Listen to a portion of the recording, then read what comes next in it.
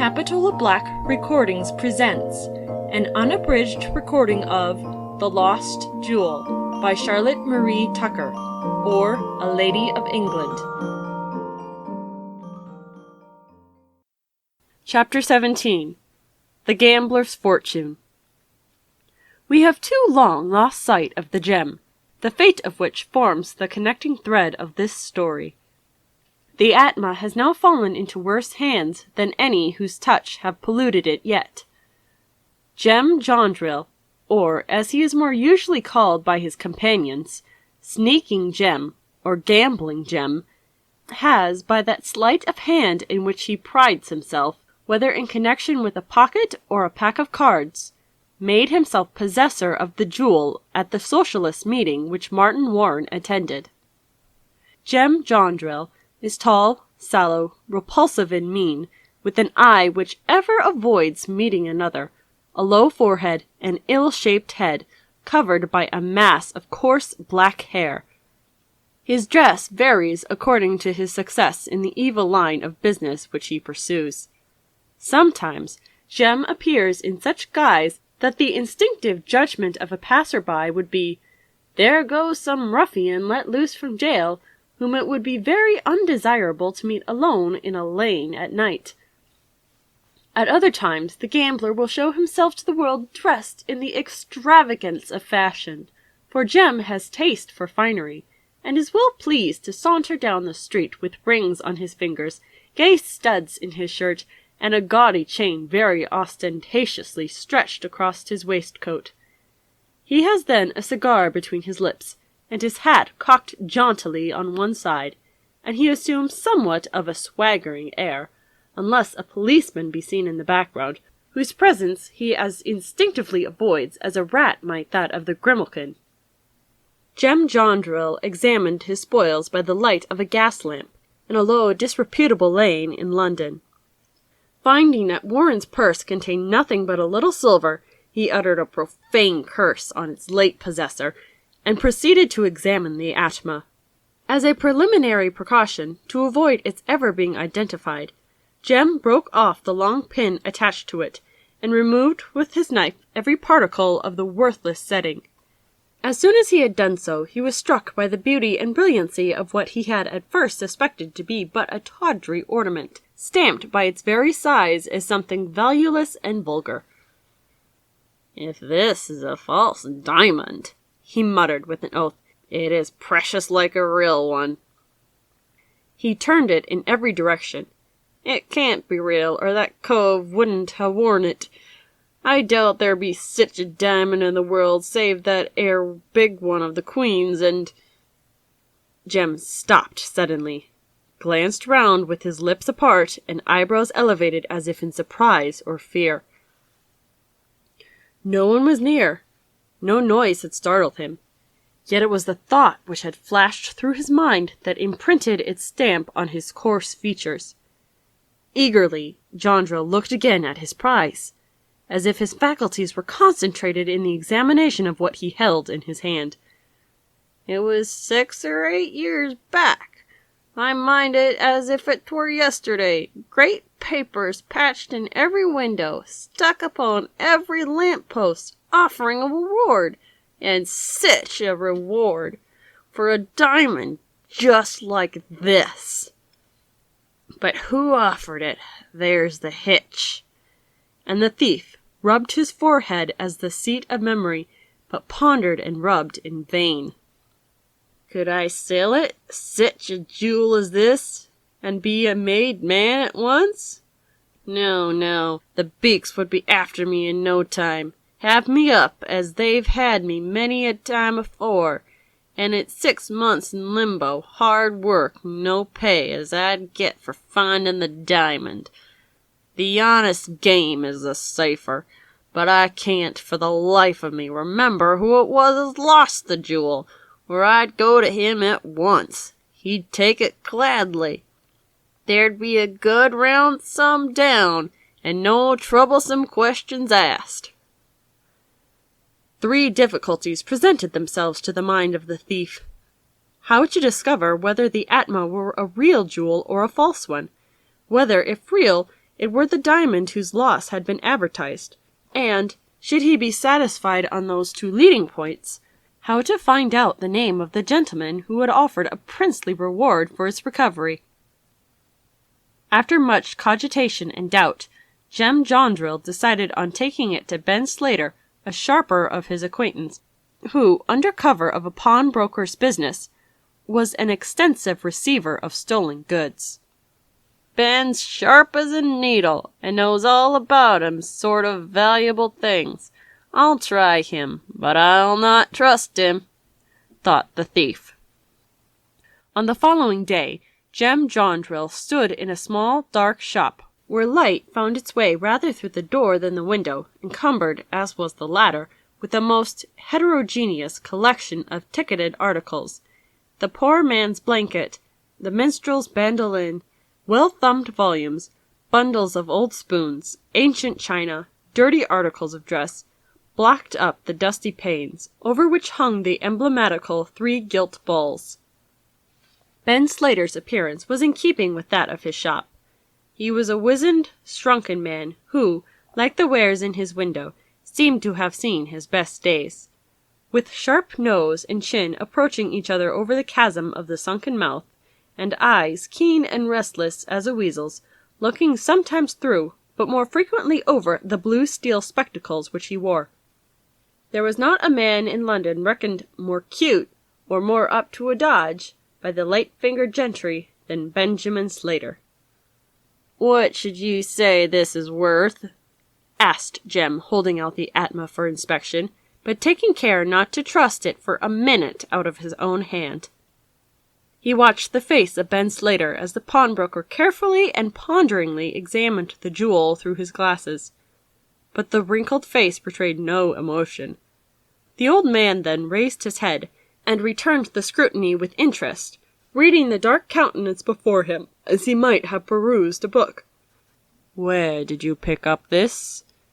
asked Ben Slater in a peculiar, mysterious tone.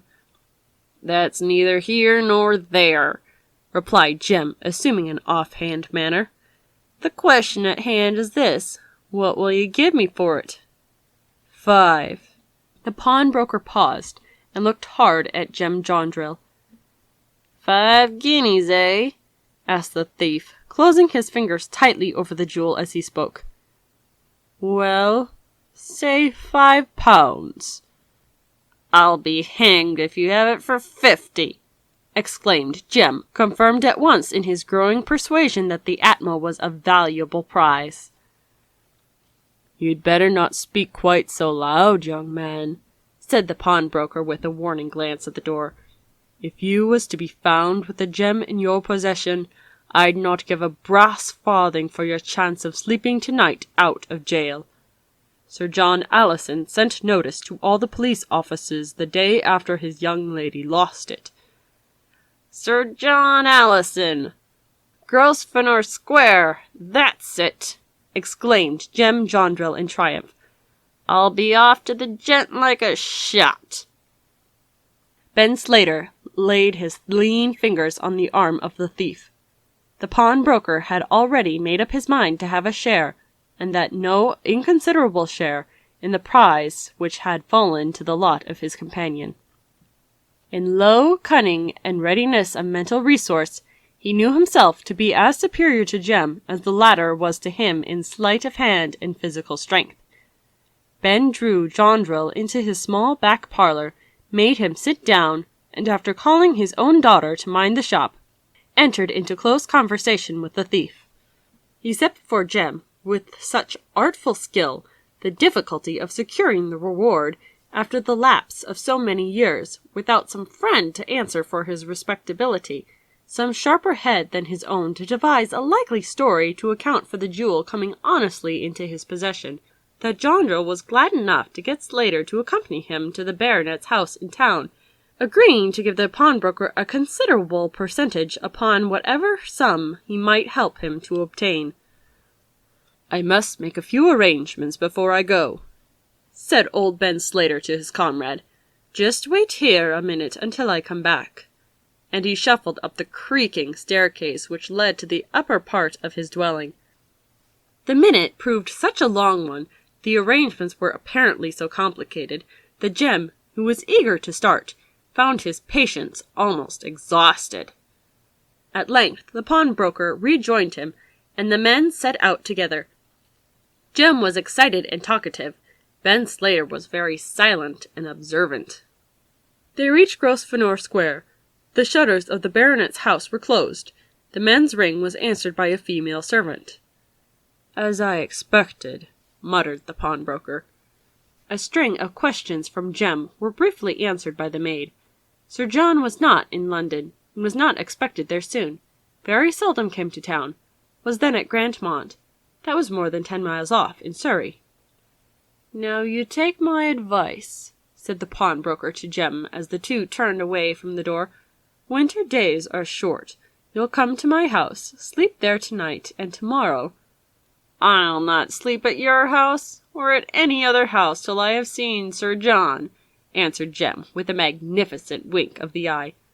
"I am off to Grandmont this hour." He pulled some loose silver out of his pocket. "Not enough for a cab all the way. You'll lend me the tin," he said to his companion. "Haven't a farthing about me," replied the pawnbroker. "Never mind, then," said Jem with decision. "I'll take the bus as far as 'twill carry me, and walk the rest of the way." "If you go, I shall go with you," observed Slater after a pause for reflection. "Oh, if you're game for a walk, you're welcome," exclaimed Jem, with a rather contemptuous glance at the withered figure of his companion.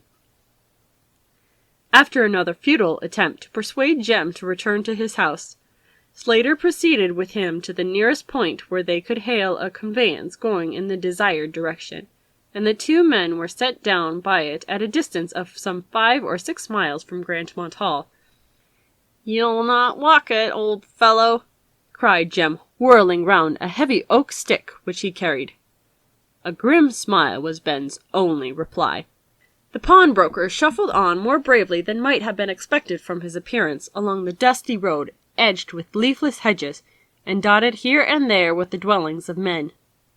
At length he paused and panted. "You lend me your stick," he said to Jem Jondrille. "I never part with my stick," was the bluff reply. "If you can't get on, you may stay behind. Prick on a bit, or we shan't reach the place afore nightfall." The old man had no intention that they should. He had no intention that the jewel should ever reach the hands of its lawful owner. If he could but manage to get it from Jem, the pawnbroker trusted to his own wits to dispose of the atom for a sum more nearly approaching its real value than any that the baronet would give. He had broached the idea of selling it to his companion, but Jem, who acted like a man fully alive to the perils of his own position, with the lynx eye of justice ever watching his movements, obstinately kept to his resolution for once to pursue the honest and straightforward course. No one could throw him into prison for restoring a lost treasure to its owner. "I say, Jem," commenced Ben Slater, "don't you feel rather dry?" "Rather," replied his companion, glancing around him over a dreary waste of common. "But I don't see a public near." "I carry mine with me," said the pawnbroker, drawing a flask from one of his pockets. "I don't care if I do wet my whistle," cried Jem. "Not that I'm tired, but 'twill need some pluck to go to the big house and face the gentry. I should say we must be nearer to the place by this time." "3 good miles from it," said Ben, who knew that the enclosure scarce 200 yards before them was Grandmont Park. "Let's sit down and rest for a while, for my old limbs won't carry me as they did 10 years ago. Here's a nice dry bank, and the thicket behind us keeps out the north wind. And now that I think of it, there's a coach always passing this way, and just about this hour. The driver is an old chum of mine, and he will give us a lift for nothing. 4 legs go faster than 2, so you see there will be no time lost." Jem was not much disposed to stop, and yet he was loath to go up to the hall without his companion. With a little difficulty, therefore, Ben persuaded him to sit down and wait for the mythical coach. The pawnbroker then handed the flask to Jondrille, watching him closely as he did so through the blue steel spectacles. "Take a good pull," said Ben Slater. Jem drank, but drank very little. He knew something of the character of his comrade, and his mind was awake to suspicion. "You take some yourself," he said, handing back the flask to its owner, who rubbed the mouth with his sleeve, and slowly screwed on the top piece, and muttered something to himself which did not reach the ear of Jem Jondrille. "Your liquor is uncommon strong," said the thief, passing his hand across his eyes. "And your coach is long in coming. I see no sign of it yet." "The watched pot never boils," replied Ben Slater. "Here's something to while away the time." And as a last resource, the old man pulled from his deep pocket a dirty pack of cards. The eyes of Jem Jondrille glistened. Here was a temptation which he had never the power to resist. The very touch of cards acted on the gambler as a spell. The excitement of games of chance exercised over him an attraction like that which draws the swimmer to the edge, and over the edge of a cataract to the yawning chasm below. Jem was soon deep in an amusement which, when indulged in to a great extent, perhaps beyond all others, serves to lower the character and debase the mind. Whether excitement had dulled his mental powers, or whether the cards had been previously tampered with, or whether it was simply the result of chance, I leave the reader to decide. But it is certain that on this occasion Jem Jondrille's usual good fortune forsook him. The cards were always against him, and in a short time he had played away the small coin which he had about him. "I heard you were a sharp hand at it," said the pawnbroker sneeringly as he shuffled the cards. "But I'd say from what I see of your play, you don't know an ace of spades from a knave of diamonds." "I'm more than your match any day," cried the gambler fiercely. "My jewel to a silver sixpence, I have the best of it if we try again." "Done!" exclaimed the pawnbroker suddenly, and without giving his companion time to reply, he began rapidly dealing out the pack. There was scarcely another word spoken while, the one perfectly collected and calm, the other excited and confused, the two men pursued their play. In a few minutes the game was decided. "The jewel is mine!" cried Ben Slater. Jem started on his feet with a fierce imprecation. "The jewel is mine," repeated the pawnbroker. "If there's honor in—" "Take it if you can get it!" shouted the excited Jondrille, flinging the Adma into the middle of the thicket. The deed was no sooner done than repented of. Its insanity was immediately apparent, even to the strangely confused mind of Jem. Without stopping to settle the ownership of the jewel, both men instantly plunged into the thicket, each with a silent resolution to appropriate the Atma if he should be the one to discover it. Vain was their anxious search. Clothes were torn, hands lacerated with thorns, heavy toil drops stood on each brow, though the evening was closing, and November's chill mist was gradually spreading around. Jem actually set his heel upon the jewel, but his heavy foot only crushed it down into the sod, burying it so completely that it was impossible for human eye to detect it. Not only that evening, but day after day, the wearisome search was renewed, till passers-by stopped and wondered what the ill-favoured strangers could be seeking so anxiously amongst the thorns. Day after day, like some alchemists of old, wasting his life over the glowing crucible to discover the philosopher's stone, Ben Slater neglected his business to grope with ever-lessening hope for the treasure he never should find. And after the pawnbroker's patience had failed, still Jem haunted the dreary spot, cursing the hour when he had madly thrown away a prize which he had proved himself unworthy to hold. Was he the first? Will he be the last? To stake the Atma, the inestimable jewel, and to find it irrecoverably lost from the ruinous vice of gambling? Thank you for listening to Capitola Black Recordings.